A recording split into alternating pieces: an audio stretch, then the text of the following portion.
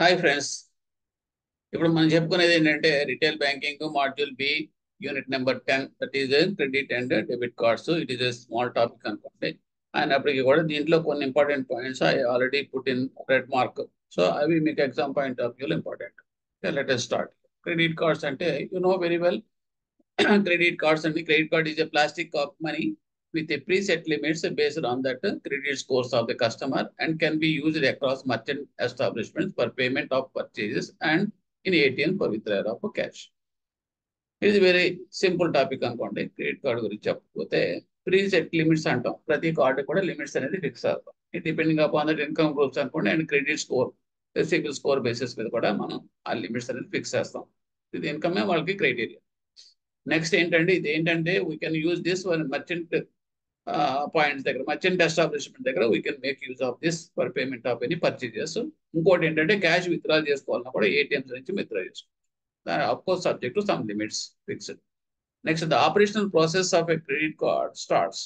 Operational process credit card ఎక్కడ start అవుతుంది? First it will be started from that card issue. తర్వాత limit usage ఇచ్చిన తర్వాత limit ఇస్తాడు కాబట్టి ఆ లిమిట్ యూసేజ్ చేసుకుంటూ ఉంటాం. ఒక పర్టికులర్ బిల్లింగ్ టైంకి ఏమవుతుందంటే అది బిల్లింగ్ టైంలో మొత్తం total amount due amount generate అయిపోతుంది. అది మనం పేమెంట్ కనుక మనం మొత్తం టోటల్ పే చేసేస్తే కనుక so that payment of credit card dues that will be end to end అనమాట. అక్కడ టోటల్ అంతా కూడా క్లియర్ అయిపోతుంది. క్రెడిట్ కార్డ్ లైబిలిటీ క్లియర్ అయిపోతుంది. So this is the procedure cycle. Next ఇందులో ఏంటంటే in case of credit card parties ఉన్నారు. ఎంతమంది పార్టీస్ ఉంటారు అంటే కింద చెప్తున్నాడు. కంప్లీట్ cycle of transaction లో there are 5 number of parties 5. ఎవరు ఉంటారంటే first customer and card holder. ఈ కార్డ్ హోల్డర్ కి ఇష్యూయింగ్ బ్యాంక్ ఉంటుంది కదా. ఎవరైతే ఏ బ్యాంక్ అయితే ఇష్యూ చేసింది ఈ కార్డున దాన్ని ఇష్యూయింగ్ బ్యాంక్. సో నెక్స్ట్ అంటే రిటైలర్, మర్చెంట్ దగ్గర ఈ కార్డును స్వైప్ చేసి ఉపయోగిస్తాం కాబట్టి so another party is merchant, retailer అని కూడా. నెక్స్ట్ ఎక్వైరర్ బ్యాంక్ అంటే ఏంటంటే ఆ merchant a point of sale machine ఉంది కదా, పాస్ మిషన్ వాడతాడు కదా. సో ఆ వాడేవాడికి ఒక అకౌంట్ ఉంటుంది ఓ బ్యాంక్ లో. సో ఎక్కడైతే మర్చెంట్ కి తను బ్యాంక్ అకౌంట్ మెయింటైన్ చేస్తున్నాడో ఆ పర్టికులర్ బ్యాంక్ ని ఎక్వైరర్ బ్యాంక్ అంట. నెక్స్ట్ అండి క్లియరింగ్ నెట్వర్క్. క్లియరింగ్ నెట్వర్క్ అంటే ఒక బ్యాంక్ నుంచి ఇంకో బ్యాంక్ అని ఈ కార్డు బ్యాంక్ ఒక particular X bank card why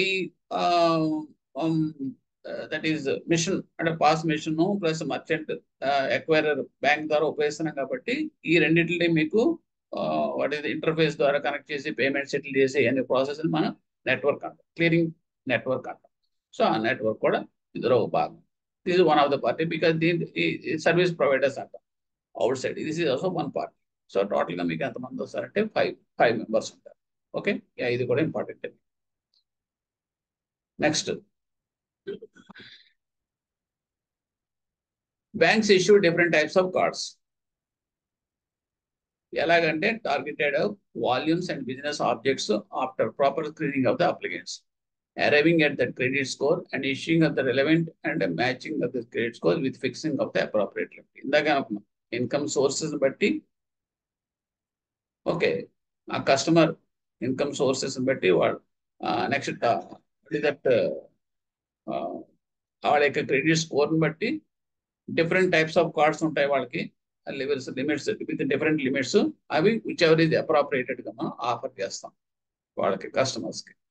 so that is the banks general గా చేసేది. Next the card issue shall be justified if only the card is used frequently up to the limit made available. Card ఎప్పుడు మనం justify చేస్తాం అంటే అది proper గా full utilisation చేస్తే, అంటే దట్ మీన్స్ వెరీ ఫ్రీక్వెంట్ గా యూజ్ చేస్తే. కార్డ్ ఇచ్చిన తర్వాత అది మనం జేబులో పెట్టి కూర్చున్నాం, this is not using that limit, అంటే ఈజ్ నాట్ ఆప్టిమమ్ యూటిలైజేషన్ అంటూ లేదు. So it is not no use of extending that facility to the particular person. So it is not justified. Okay.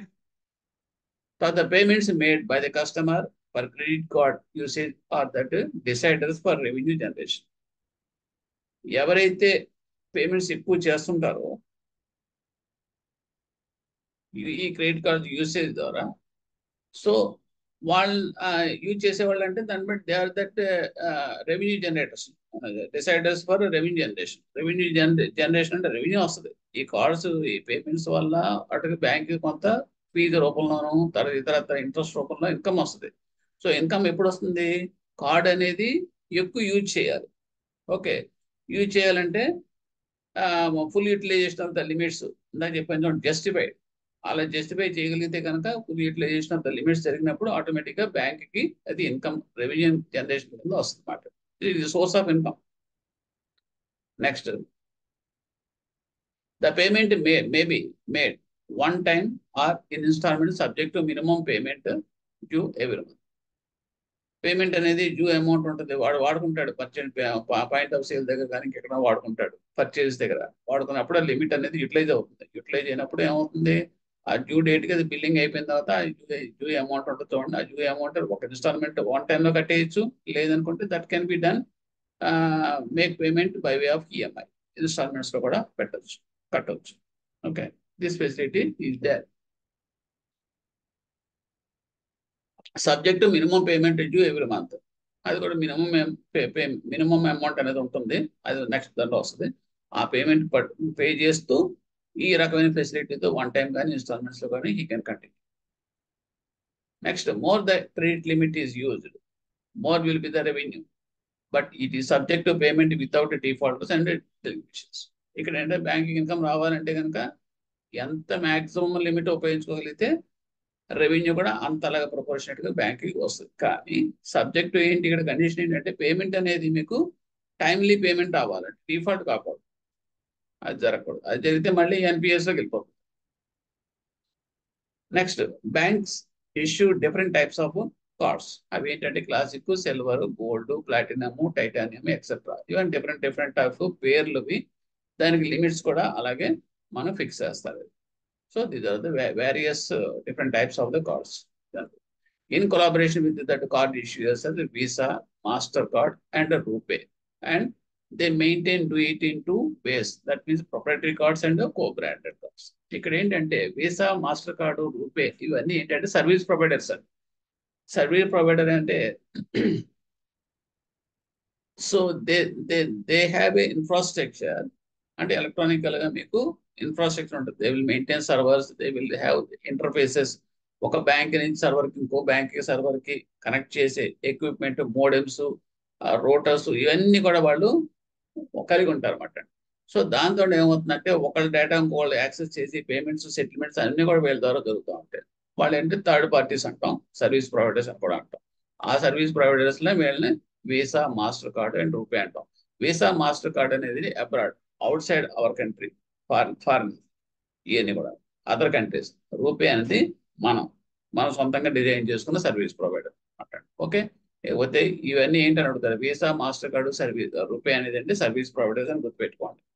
అందులో classic, silver, gold, platinum, titanium, these are the different types of cards. ఇక చిన్న questions కూడా మీకు ఇవ్వచ్చు. Next ఏంటంటే there are two types, మెయిన్గా 2 రకాల cards ఉంటాయి. అవి ఏంటంటే proprietary cards and co branded cards. Proprietary cards అంటే ఏంటంటే నాకు నేనే ఓనర్. అంటే ఏంటంటే నాకు ఇచ్చే కార్డే నాది. అంటే ఇట్ ఈస్ సోల్, వేరే వాళ్ళతో సంబంధం లేదు. ఇప్పుడు సపోజ్ సమ్ ఎక్స్ బ్యాంక్ ఉందనుకోండి, ఎక్స్ బ్యాంకు వేరే వాడితో సంబంధం లేకుండా వాడు డైరెక్ట్గా ఇష్యూ చేస్తాడు. అంటే వాడి మీద ఎక్స్ బ్యాంక్ అని ఉంటుంది. ఇంకా వేరే ఇంకా దాని మీద అపోజింగ్ ఏమి ఉండవు.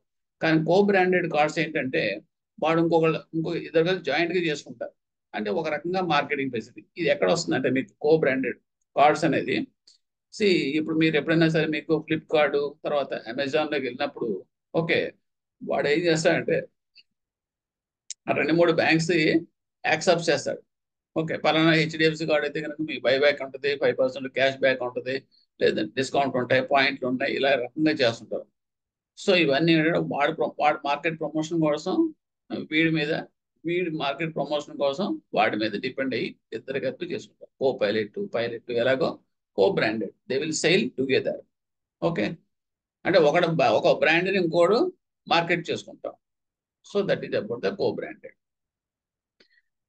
While proprietary cards are issued by banks జనరల్గా ఏంటంటే ప్రొప్రైటరీ కార్డ్స్ అన్ని కూడా బ్యాంక్స్ వాళ్ళు ఇష్యూ చేస్తారు. Co branded cards issued with the specific types with other institutes like petroleum companies, travel companies, retail stores with the objective of focus on marketing extra benefits to the care card user for being the facilities of tied up institute. చెప్పాను చూడండి, అది ఇది మాట.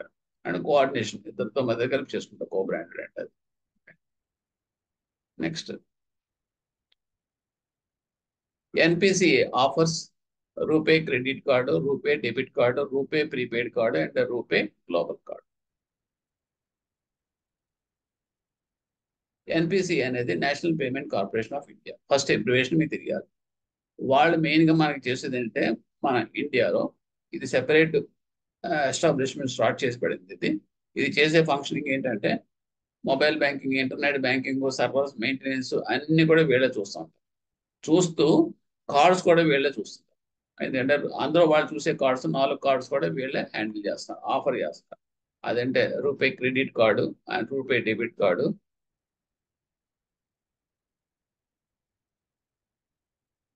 And RuPay global card, ఇవన్నీ కూడా. Next, the variants of that RuPay credit card or ఏంటి అంటే కనుక, రూపే క్రెడిట్ కార్డ్స్ లో వేరియంట్స్ రూపే సెలెక్ట్. ఇక్కడ ఏంటంటే ఎన్పిసి ఆఫర్స్ డిఫరెంట్ కార్డ్స్, అది గుర్తుపెట్టుకోండి. 4 రకాల కార్డ్స్ ఏంటనేది అడుగుతాడు.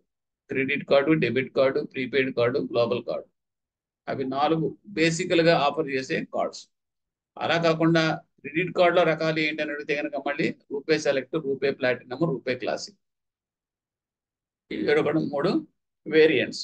ఇందులో కొన్ని ఫీచర్స్ ఉన్నాయి, అది ఇంపార్టెంట్ అండి. అక్కడ ఏంటంటే వేరియంట్ పారామీటర్ ఇక్కడ ఇచ్చాడు దానికి. ఇక్కడ మీకు మెయిన్గా అడిగేది ఏంటంటే ఇన్సూరెన్స్ కవరేజ్ ఉంటుంది. Okay, RuPay select, RuPay platinum చూసుకుంటే కనుక RuPay platinum that means what is that super premium and select లో సూపర్ ప్రీమియం అండ్ ప్లాటినం లో ప్రీమియం.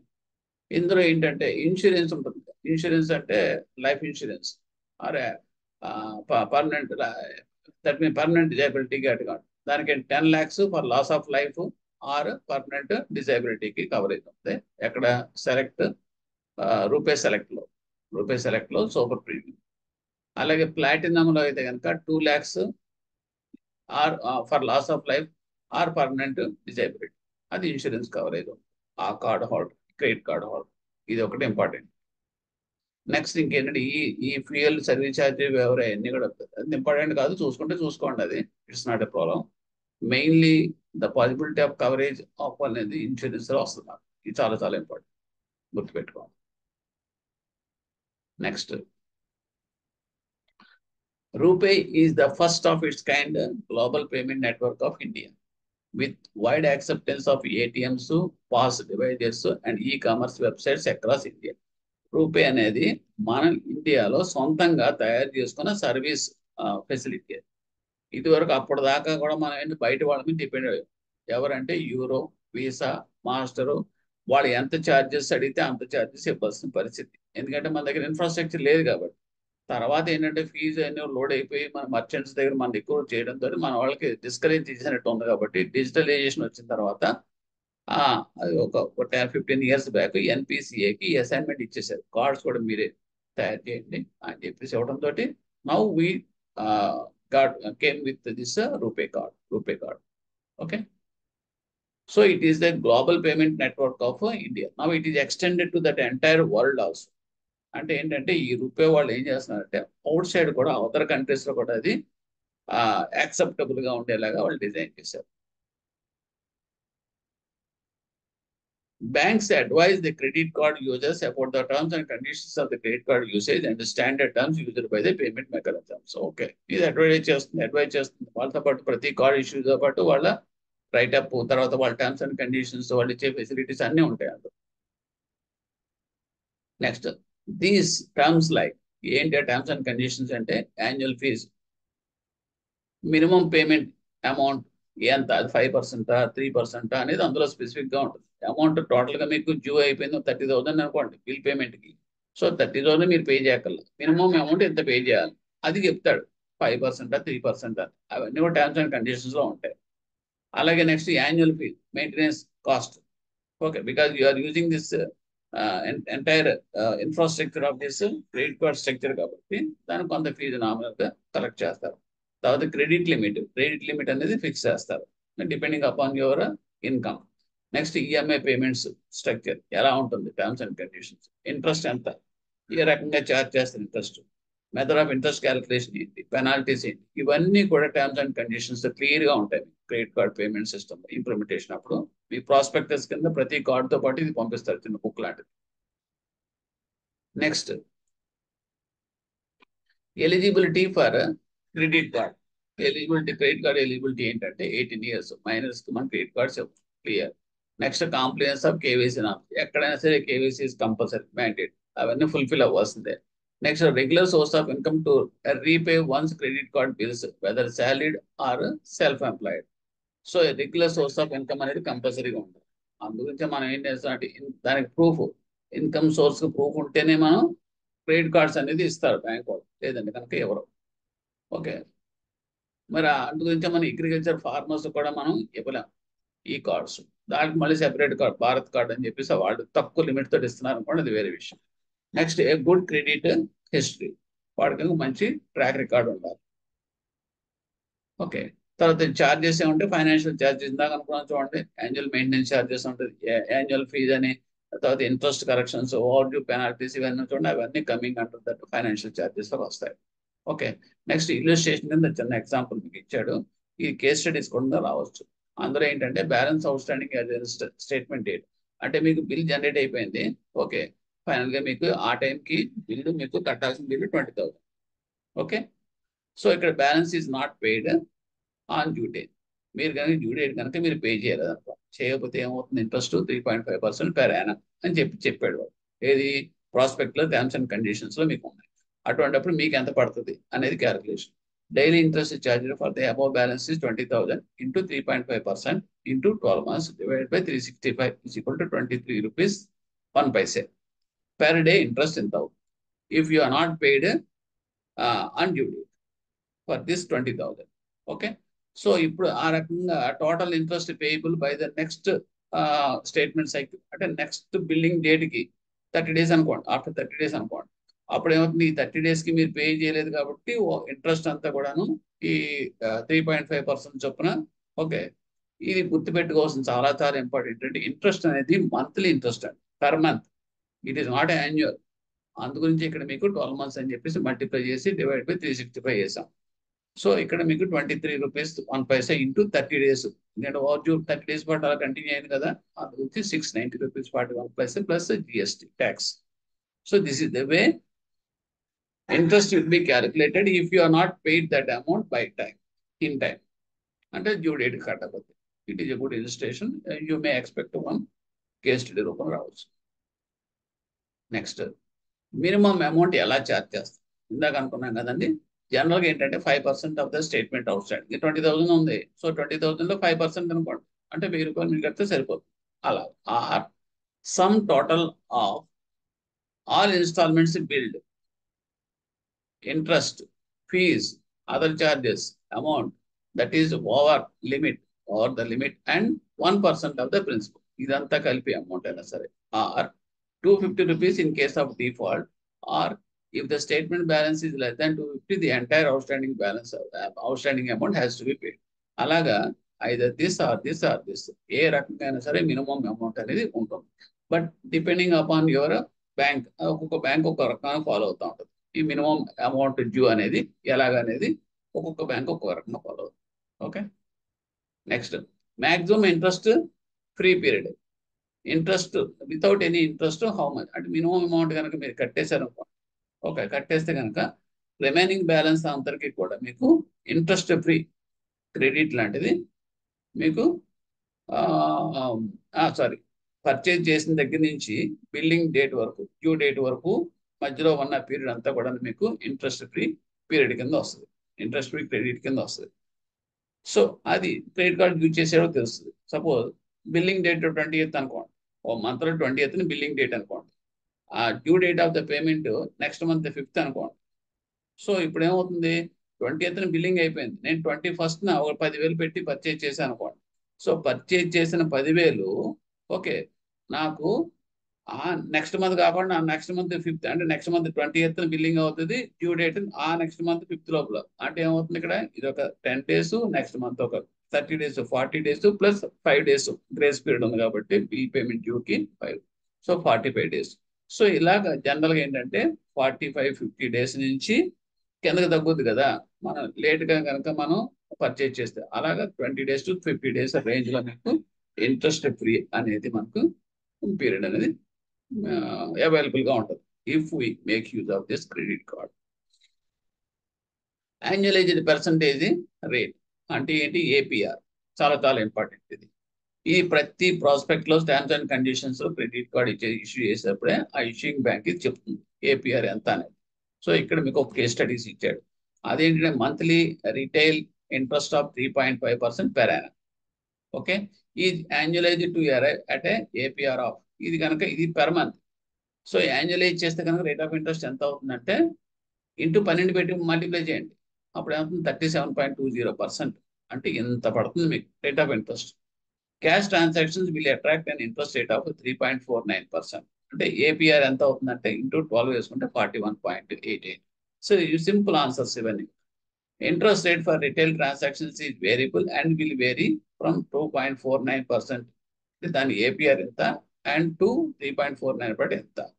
సో ఈ ఏపీఆర్ కన్వర్షన్ అంటే ఏంటో మీకు తెలియడం కోసం మేము చెప్తాం. In the case of EMI cards monthly interest 2% అన్నాడు అంటే దాని అర్థం యాన్యువలైజ్డ్ గా దాని రేట్ ఆఫ్ ఇంట్రెస్ట్ ఎంత అవుతుందంటే 24% అవుతుంది. సో ఈ రకంగా మీకు we have to calculate that annualised percentage rate. Okay, next if you come to that other charges penalties. జనరల్గా ఏంటంటే క్యాష్ అడ్వాన్స్ ట్రాన్సాక్షన్స్ ఫీజ్ ఎప్పుడు కూడా 2.5% అండ్ మినిమమ్ ఆఫ్ 300 కింద ఆఫ్ ద క్యాష్ అమౌంట్. అలాగే క్యాష్ రిప్లేస్మెంట్ అంటే card పోవడం కానీ లేదంటే మ్యూటిలైట్ అయిపోయింది, కార్డు రీయూజబుల్ కింద లేకుండా పోయింది అనుకోండి, అప్పుడు మనకి జనరల్గా ఛార్జ్ చేసేది ఏంటంటే మళ్ళీ ఫ్రెష్ కార్డు ఇష్యూ చేయాలి కదా, డూప్లికేట్ కార్డు కింద.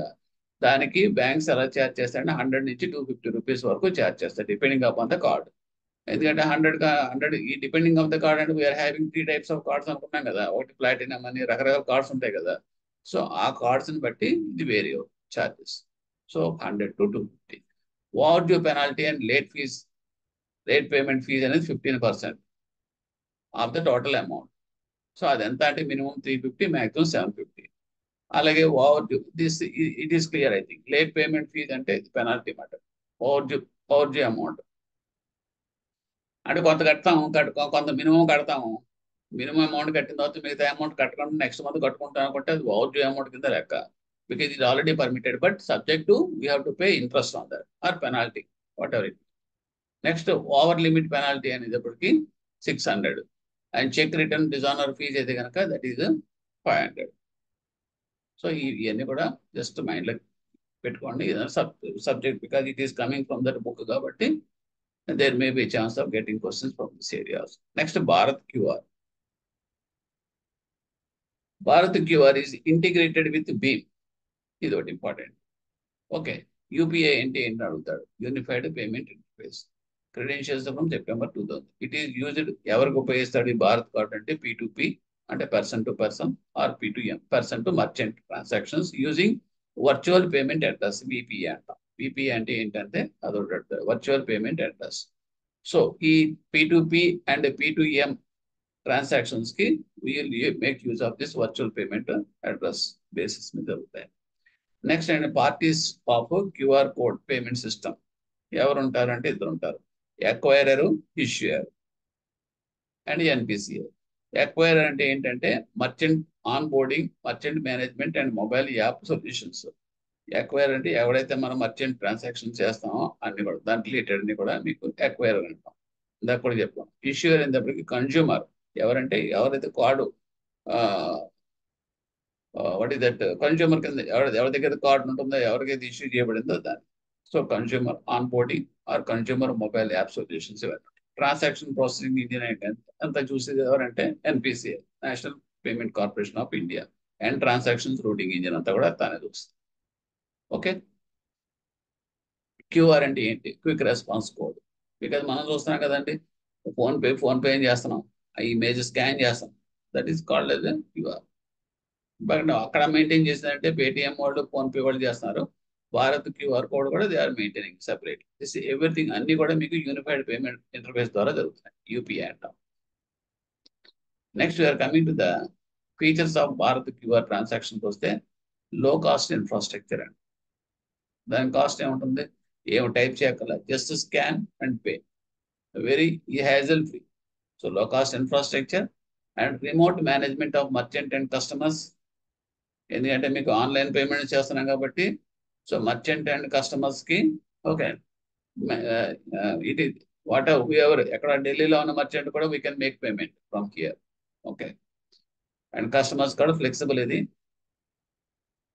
And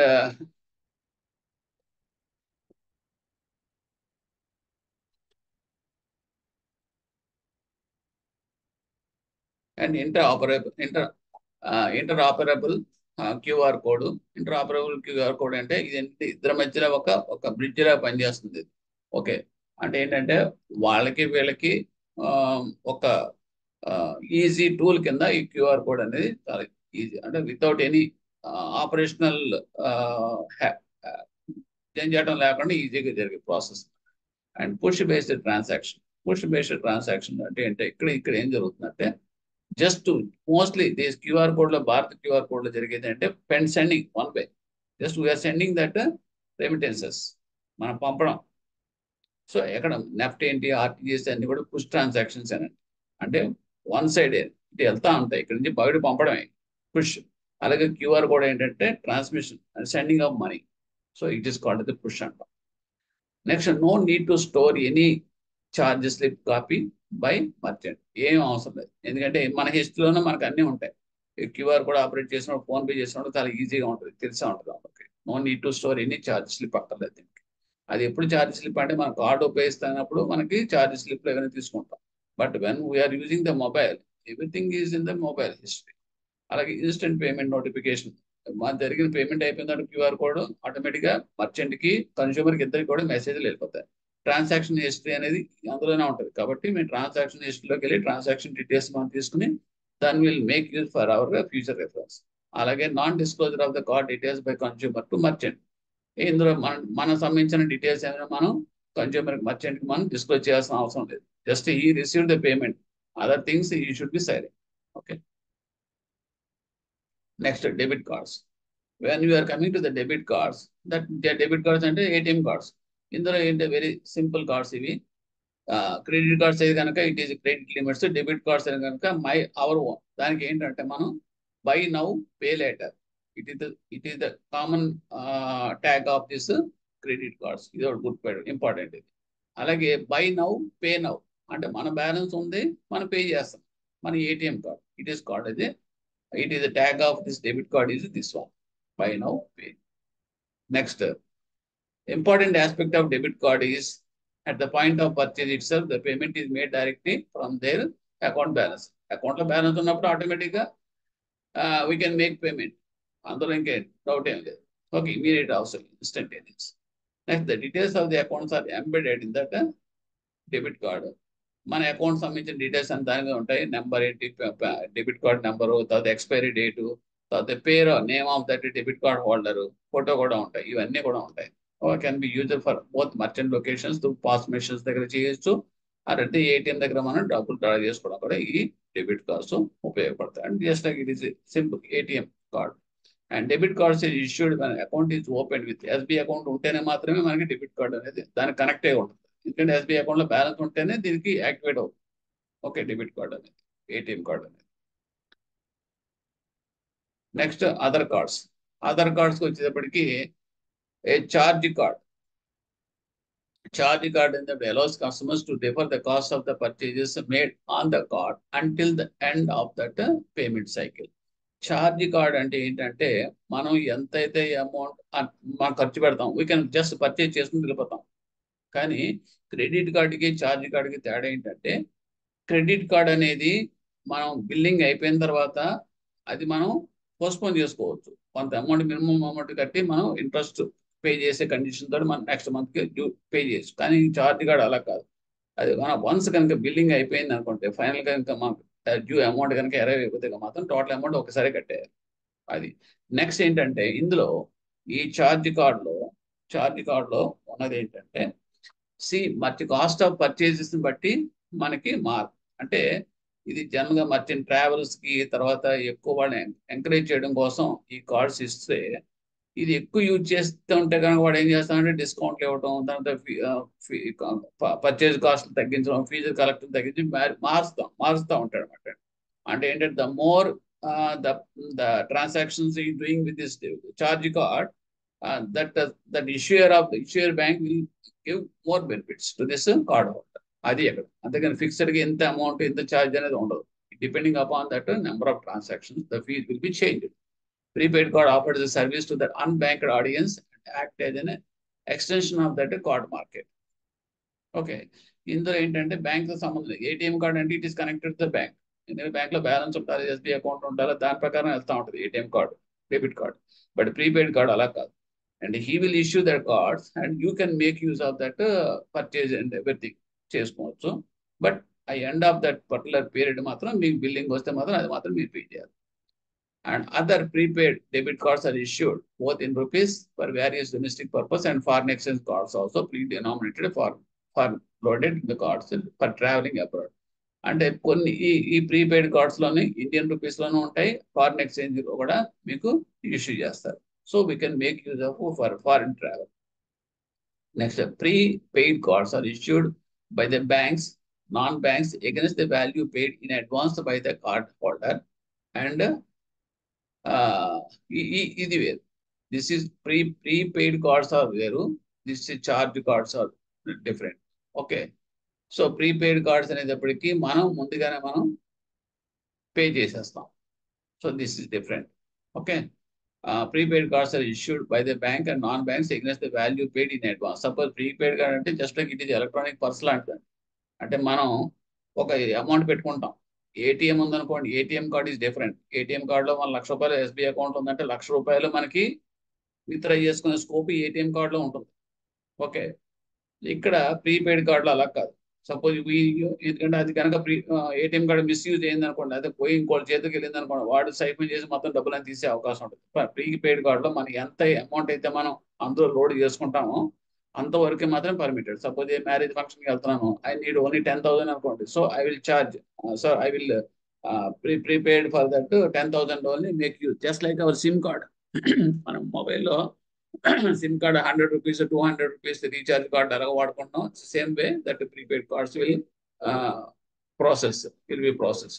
okay, next, as per the exchange instruction, the maximum value that can be stored in any prepaid payment card issued by the banks and authorized non-bank entities at any point of time is 1 lakh. ఏదైనా సరే మీరు prepaid card maximum ఎంతవరకు అంటే కనుక maximum value 1 lakh మాత్రమే మీరు ప్రీపే చేసుకుని card hold చేయొచ్చు at any point of time. Okay, ఇక్కడ పేమెంట్ ఇన్స్ట్రుమెంట్స్ అంటాం, పీపీఐ. ఓకే, ఈ పీపీఎస్ ఫెసిలిటీస్ పర్చేజ్ ఆఫ్ ఈ ఇన్స్ట్రుమెంట్స్ ఏంటంటే just purchase of goods and services including financial services, remittance facilities etcetera against the value stored in such just like it ఏమీ లేదండి. The SIM card లాగా చెప్పాను కదా, 1 lakh maximum amount ద్వారా మీరు store చేసేయచ్చు అందులో ప్రీపెయిడ్ లో చేసి, that we can make use in the merchants. ఎక్కడైనా సరే మీరు ట్రాన్సాక్షన్ చేయొచ్చు, రెమిటెన్స్ ఫెసిలిటీస్ కూడా చేయొచ్చు.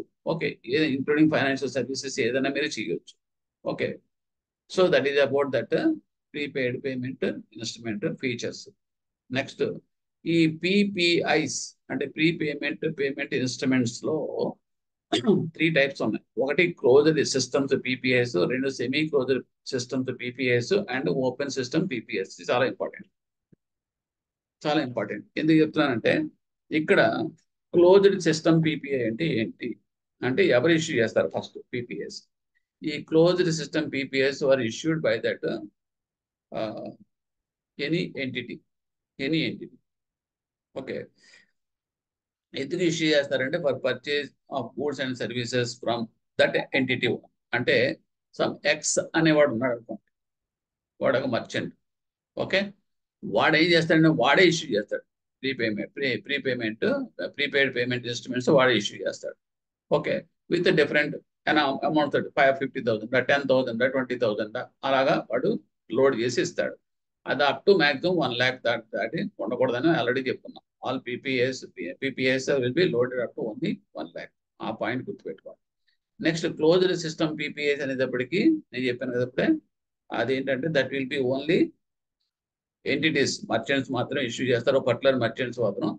అది ఏంటంటే ఆ పర్టికులర్ ఎంటిటీకి సంబంధించిన మర్చెంట్ ఏజెన్సీస్ దగ్గర మాత్రమే చెల్లుతుంది.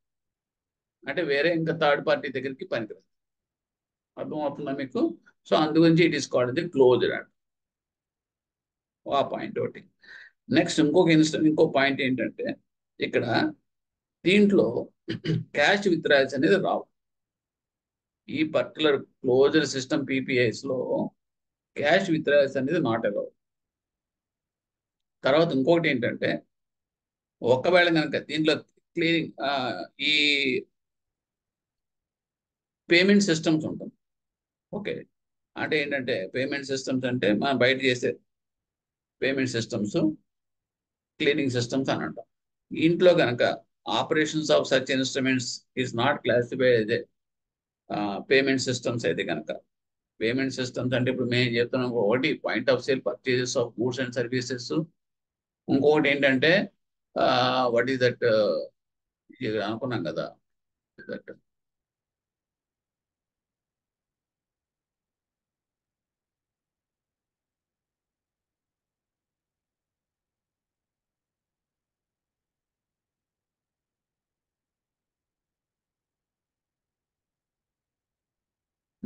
ఇది including financial remittance facilities and financial services ఇవన్నీ జరుగుతాయి అనుకున్నాం పీపీఐలో. కానీ ఇక్కడ క్లోజ్డ్ సిస్టమ్ పీపీఐలో మాత్రం వాడికి సంబంధించిన గూడ్స్ అండ్ పర్చేజెస్ దానికి మాత్రమే రిస్ట్రిక్ట్ చేస్తాడు. అలా కాకుండా ఎవరైనా సరే పీపీఐస్ అందులో క్లియర్ గా it is not for payment system, classified as payment system అని కనుక ఇస్తే కనుక compulsory reserve bank of India permission తీసుకోవాలి. గుర్తుపెట్టుకోండి, అదో పాయింట్ వస్తుంది. ఓకే, ఇక్కడ సెమీ క్లోజ్డ్ సిస్టమ్ పీపీఎస్ అంటే ఏంటంటే వీడు ఏం చేస్తాడంటే ఇష్యూ చేసేవాడు బ్యాంక్ అయినా కావచ్చు, నాన్ బ్యాంక్ అయినా కావచ్చు, ఎవడైనా ఇష్యూ చేయొచ్చు. కానీ వాడు ఆ పేమెంట్ అనేది ఆ గూడ్స్ అండ్ సర్వీసెస్ దగ్గర ఎక్కడైనా చెల్లుబాటు అవుతుంది. ఓకే, పర్టికులర్ గా వాడు చెప్పిన వాడు కాకుండా థర్డ్ పర్సన్స్ దగ్గర కూడా అది చెల్లుబాటు అవుతుంది. ఎందుకంటే అది కూడా ఏంటంటే అది కూడా అన్ని చోట్ల అవ్వదు. వాడు ఒక గ్రూప్ అంటే ఒక క్లబ్ లాంటిది పెట్టుకుంటారు, ఒక 4-5 మర్చెంట్స్ లేదా 10 మంది మర్చెంట్స్ అనుకోండి. ఆ గ్రూప్ ఏం చేస్తారంటే పీపీఐ ఇష్యూ చేస్తారు. ఇష్యూ చేసి వాళ్ళ దగ్గర పర్చేజ్ చేసిన వాళ్ళ దగ్గర మాత్రమే ఇది వ్యాలిడ్ అవుతుంది. So third party other than this group member దగ్గరికి వెళ్ళిపోయి ఈ కార్డు ఉపయోగిస్తే కనుక పర్చేజింగ్ దగ్గర కానీ గూడ్స్ సర్వీస్ దగ్గర కానీ ఉపయోగిస్తే పనికిరాదు కార్డు. సో ఆ రకంగా అంటే semi closed system of this PPS అంటాం. ఇక్కడ కూడా సేమ్ ప్రాబ్లం వస్తుంది. Cash withdrawals not allowed in this also. Okay, ఇది ఎవరైనా ఇష్యూ చేయొచ్చు, బ్యాంక్స్ అని ఇష్యూ చేయొచ్చు, నాన్ బ్యాంక్స్ అని ఇష్యూ చేయొచ్చు. Next open system PPS. Open system PPS అనేటప్పటికి ఇక్కడ ఏమవుతుందంటే ఇది ఓన్లీ బ్యాంక్స్ ఇష్యూ చేస్తాయి.